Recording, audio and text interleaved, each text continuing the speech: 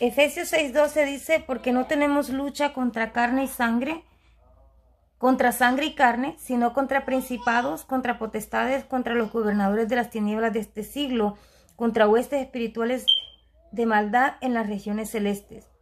Por tanto, tomad toda la armadura de Dios para que podáis resistir en el día malo y habiendo acabado todo, estad firmes. Entonces, la palabra dice que no tenemos lucha contra sangre y carne, sino contra espíritus. Y hoy voy a hablarles acerca de las armas ofensivas y defensivas de la guerra espiritual. Bueno, para nadie es una sorpresa que nosotros tenemos una lucha espiritual a diario, una lucha constante. Incluso las personas que no conocen a Jesús saben y están seguros que hay una lucha constante en contra de ellos. Pues hoy vamos a hablar de las armas ofensivas y defensivas de la guerra espiritual.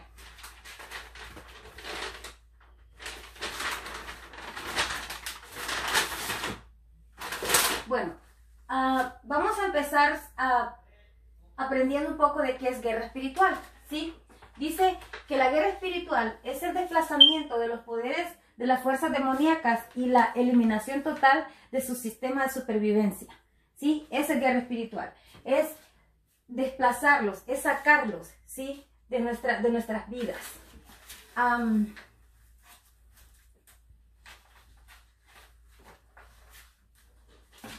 Pero para poder sacarlos de nuestras vidas, nosotros tenemos que saber qué fuentes alimentan a estos espíritus, qué fuentes alimentan a estos poderes de las tinieblas.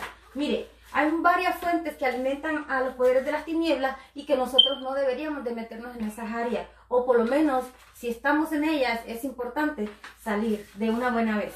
Primero, una vida de pecado, lugares de idolatría, carnavales, pecados no confesados, centros de ocultismo, clínicas de aborto, pornografía, homosexualidad, drogas, alcohol, juegos. Esos juegos que a veces la gente juega como la Ouija y esos otros juegos peligrosos y espirituales que abren una puerta. Mire, el enemigo solo está esperando una pequeña oportunidad para meterse y hacer destrozo en nuestras vidas. ¿Quiénes son estas fuerzas demoníacas? Bueno, pues la Biblia nos dice en Efesios 6:12, dice que estas fuerzas demoníacas son potestades, gobernadores de las tinieblas, huestes espirituales de maldad, poderes, principados, señoríos, todo nombre que se nombra, tronos y dominios. Esto lo encontramos en la palabra. La palabra de Dios nos enseña quiénes son estas fuerzas demoníacas. Entonces, es importante conocer acerca de ellos. ¿Por qué? Porque son los enemigos de nuestra alma y siempre nos quieren destruir. Ahora vamos a ver las armas ofensivas. Dice que las armas ofensivas que nosotros como cristianos podemos usar en contra de los espíritus, dice que es una guerra agresiva. ¿Qué es una guerra agresiva? Significa que nosotros vamos con todo en contra de algo o de alguien. Dice, no es una guerra de esperar y responder, es guerra de tomar la iniciativa del ataque. Una guerra ofensiva, cuando un ejército va en contra de otro ejército, planea, ¿sí? Analiza el terreno, investiga, estudia el campo de batalla en donde va a atacar. Es lo mismo espiritualmente. Una guerra ofensiva significa que nosotros vamos a ir a atacar al enemigo, ¿sí? Segundo punto, el enemigo es identificado, su estrategia es reconocida y se llevan a cabo avances ofensivos contra él en el mundo espiritual. Dice, los avances ofensivos son el único tipo de guerra espiritual que alcanza el mundo con el Evangelio de Cristo. Debemos avanzar dentro del territorio enemigo, porque si nosotros no hacemos guerra ofensiva, entonces nunca vamos a ganarle terreno al enemigo, ¿sí? Siempre vamos a estar en nuestro lado, pero nunca vamos a estar ganándole terreno al enemigo y el enemigo puede ganar ventaja sobre nosotros. Las armas defensivas que tenemos que usar son usadas para defender nuestro territorio. Como le decía, este es nuestro territorio, el enemigo viene, nos ataca y nosotros nos defendemos, ¿sí? Pero no estamos ganando territorio, solo estamos cuidando el territorio, estamos, dice, es nuestra reacción al ataque del enemigo. Estamos defendiendo nada más nuestro territorio. ¿Sabe que una vez escuché una predicación de este predicador que decía que su equipo favorito perdió en el fútbol, creo que era la Copa Mundial, así se dice, ¿no? La Copa del Mundo. Ellos empezaron atacando ofensivamente, echaron goles y luego simplemente empezaron a defender y a defender lo que ya tenían. Entonces no tenían ataque ofensivo, sino que solo defensivo, y eso los hizo perder el partido. ¿Por qué? Porque nosotros siempre tenemos que estar en la ofensiva, siempre tenemos que estar viendo cómo le ganamos terreno al enemigo, viendo cómo le ganamos las almas al enemigo, ¿sí? Entonces, la guerra defensiva es esto: solo estamos defendiendo nuestro territorio, reaccionamos al ataque del enemigo y nuestras decisiones son forzadas por el ataque. Nuestras decisiones no están siendo voluntarias de nosotros, sino que el enemigo nos hace reaccionar cuando nos ataca, y las decisiones a veces tomamos decisiones equivocadas porque estamos bajo ataque, ¿sí? Dice, este tipo de guerra no avanza sobre el territorio enemigo porque solo estamos defendiendo nuestro territorio. Si no sabes cómo defenderte, te convertirás en una víctima. Eso pasa. Cuando nosotros, aún como cristianos, no sabemos cómo defendernos del enemigo, no conocemos la palabra de Dios, no sabemos lo que la palabra de Dios dice, no sabemos cómo defendernos de los ataques del enemigo, nos convertimos en una víctima de Satanás y Satanás nos hace caer. Vamos al siguiente punto. Dice, tanto para la guerra ofensiva como la defensiva necesitamos. ¿Qué necesitamos? Primeramente, creer en Jesús, ¿sí? Creer que Él murió por mis pecados. Creer que Él dio su vida a cambio de la mía, ¿sí? Y creer que Él resucitó. En Hebreos 9:28 dice que Jesús murió para darnos vida eterna. Y creer que Él resucitó, Marcos 16:6, y que nos perdona nuestros pecados. Y que Jesús está con los brazos abiertos esperándonos para que nosotros nos arrepintamos y le pidamos perdón, y Él nos recibe con los brazos abiertos, dice Efesios 4:32. El segundo punto, después de que usted ha recibido a Jesús, es que usted tiene que ser guiado por el Espíritu Santo. Cuando usted recibe a Jesús, usted dice la palabra que usted es sellado con el Espíritu Santo de Dios para el día de la redención.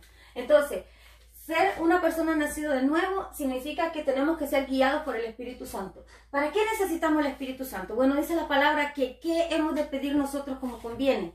Pero el Espíritu, que conoce todas las cosas, pide por nosotros con gemidos indecibles.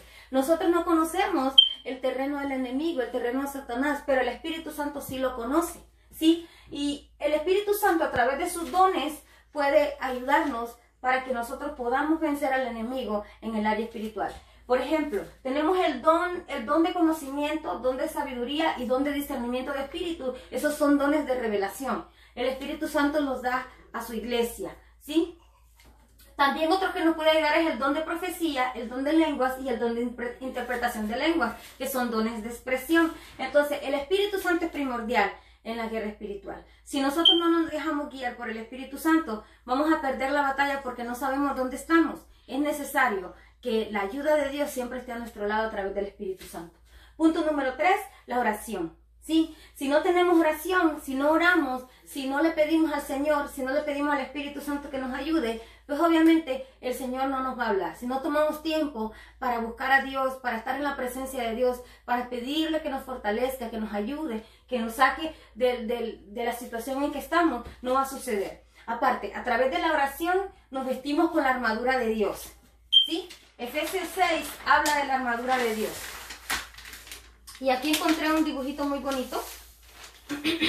Efesios 6:13 dice, por tanto, tomad toda la armadura de Dios para que podáis resistir en el día malo, y habiéndolo hecho todo, estad firmes. Aquí vemos un soldado romano. Lo conseguí muy bonito con todas sus partes.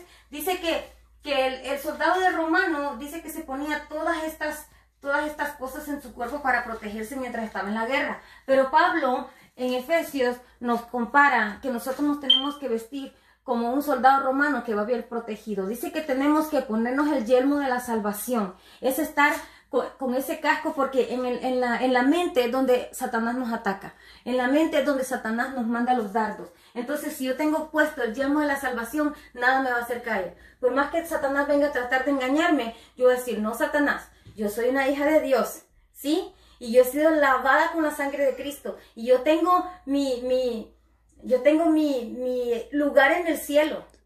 Nada de lo que me puedas decir es verdad. Tenemos también la coraza de justicia, tenemos el escudo de la fe, la espada del Espíritu, el calzado del Evangelio y el cinturón de la verdad. Todos estos significan algo en el mundo espiritual. Y aquí los tengo, ¿sí? Más explicados, pero bueno, en un momento más específico vamos a hablar un poco más de esto porque ya el tiempo se me acaba. Pero aquí tengo más específico lo que significa esto. Y si no, usted puede ir a Efesios 6:13 en adelante y ahí puede leerlo más específicamente.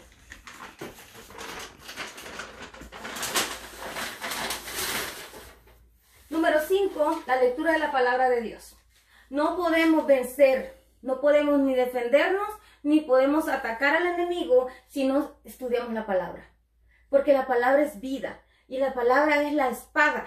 Si nosotros no nos ponemos el casco, si yo me pongo el casco y digo, no, pues yo soy salva, yo soy una hija de Dios, pero no tengo la espada, ¿cómo voy a atacar? Entonces la espada es la lectura de la palabra, es tener la palabra siempre conmigo. ¿Sabe que cuando Jesús fue atacado, cuando estuvo en el desierto, dice que Satanás fue y lo tentó, y Jesús le dijo, escrito está? ¿Sí? Entonces Jesús sacó la espada de la palabra, escrito está. Y sabe que Jesús ni siquiera le dijo, oye, en el libro tal está escrito. No se lo tenía que saber de memoria. Jesús solo sabía que estaba escrito. Y usted no tiene que sabérselo. Está bien que se aprenda las cosas de memoria, los versículos de memoria, es importante. Pero el enemigo sale huyendo cuando usted le dice, la palabra dice esto y esto y esto. Usted tiene que estar seguro de que la palabra dice que la palabra es útil para enseñar, para redarguir, para corregir, para instruir en justicia.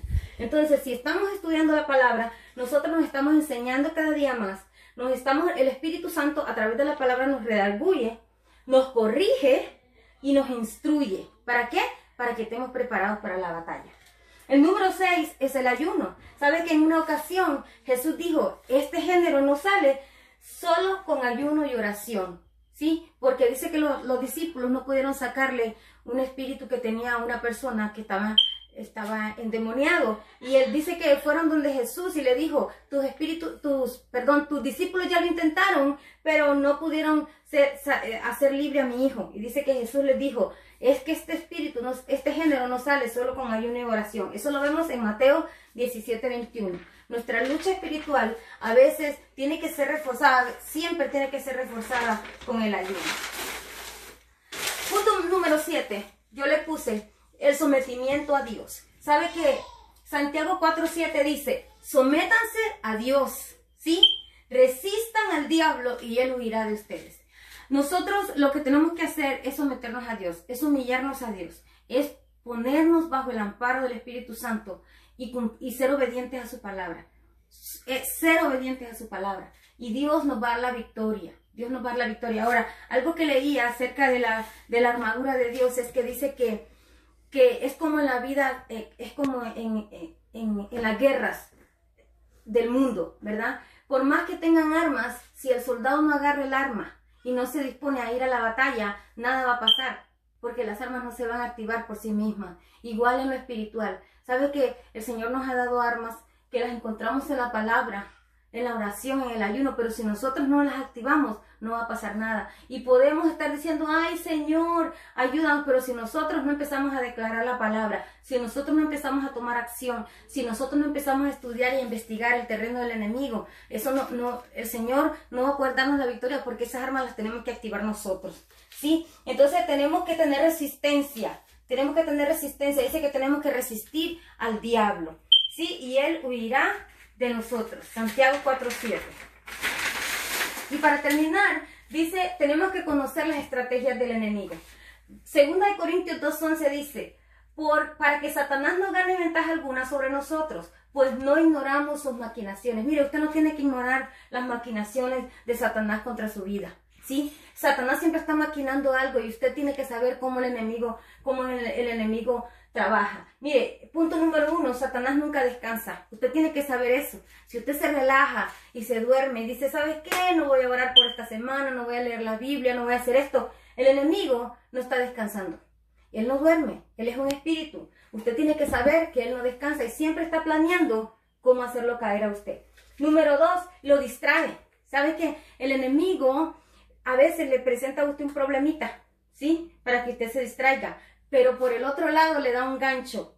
Siempre, siempre, siempre, apréndase esto. Cuando usted vea que viene algo como medio duro para su vida, asegúrese que Satanás viene por otro lado para atacarlo por otro lado. Dice, le altera el balance. El enemigo quiere que usted se desbalancee. El enemigo le mete pensamientos. El enemigo quiere que usted se preocupe. El enemigo quiere que usted esté estresado. Incluso el enemigo lo puede cargar con mucho trabajo, aparentemente que es bendición, pero él quiere que usted pierda el balance, ¿sí? Que no se mantenga firme. El enemigo lo quiere impacientar a usted, ¿sí? El enemigo quiere que usted pierda la paciencia. Y eso muchas veces nos hace caer a todos nosotros como cristianos. Perdemos la paciencia, y a veces con la gente, a veces con la familia, a veces con los hermanos de la iglesia. ¿Por qué? Porque el enemigo quiere impacientarnos. Él sabe que nosotros como seres humanos a veces no queremos las cosas así, o queremos que todo salga bien, pero él hace todo lo posible para impacientarnos. Otro punto importante, el 5, cuando usted hace algo para Dios, o usted está trabajando para Dios, asegúrese que el enemigo le va a venir en contraataque. Si usted hace algo para el Señor, el enemigo se va a preparar y disponer para derribarlo. Ahora, con esto usted no va a decir, no, pues mejor ya no voy a hacer nada para el Señor para que el enemigo no me ataque. No tenga miedo. Usted dice la palabra de Dios que usted fue movido del mundo al reino de su amado Jesús. Entonces nosotros ya estamos en el mundo, pero no somos del mundo y tenemos el poder, porque el enemigo ya está vencido. El enemigo ya está destruido. Jesús lo venció en la cruz del Calvario, pero él siempre sigue engañándonos a nosotros, haciéndonos creer que él es todopoderoso. Y sí es poder, tiene poder porque es un espíritu, pero nosotros tenemos más poder porque la Biblia dice que más grande es el que está con nosotros que el que está en el mundo, y más poderoso. Amén. Entonces, dice, Satanás siempre está en movimiento. Usted tiene que saber que Satanás siempre está en movimiento. Usted tiene que estar cuidándose por todos lados, porque dice la Biblia que él anda como león rugiente buscando a quien devorar. Número 7, aprovecha nuestras debilidades, ¿sí? A veces él nos da un gancho, nos hace caer y aprovecha esa debilidad porque él es traicionero. Y destruye tus puntos de apoyo. Si él ve cuál es tu punto fuerte, cuál es tu punto de apoyo, en esa parte ataca. Por ejemplo, el enemigo cuando quiere destruir la familia siempre se viene con la cabeza primero, porque sabe que eso es lo que sostiene la familia. Hace caer la cabeza y hace caer todo el cuerpo. Igual en la iglesia, ¿sí? El enemigo siempre se empeña en hacer caer a los líderes y a los pastores, porque si hace caer a los líderes y a los pastores, hace caer toda la iglesia. Y dice, te ataca en la mente con lo que más te gusta. El enemigo es astuto y siempre nos va a poner lo que a nosotros más nos atrae. Es que a mí me gusta eso. Y entonces el enemigo nos seduce con eso. Tenga y tome en cuenta que esas son estrategias que el enemigo usa para poder derribarnos. Así que bueno, eso es todo por hoy. Espero que esta exposición le haya sido de bendición. Bendiciones de parte del Señor y hasta luego.